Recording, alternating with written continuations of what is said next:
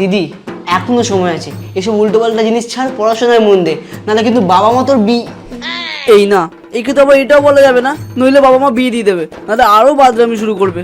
হায় ভগবান, কি দিদি পেয়েছি আমি। কি হলো, চুপ করে গেলি যে?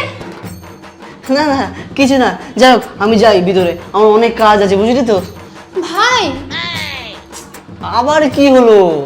তো সত্যিই কোনো বন্ধু দাদা নেই না? ছোট হলেও চলবে, একটু দেখ না রে, তাহলে আমিও আমার বান্ধবীর বোনের সাথে তো সেট। ও, আমার তো আর কোনো বন্ধুই নেই, সবার দাদা ভাই এদেরকে এত অ্যাপ্রোচ করেছি যে সবাই আমাকে ব্লকই করে দিয়েছে। দিদি একটু দেখ না রে। হ্যাঁ তুই যা তো, পাগল কথা কর।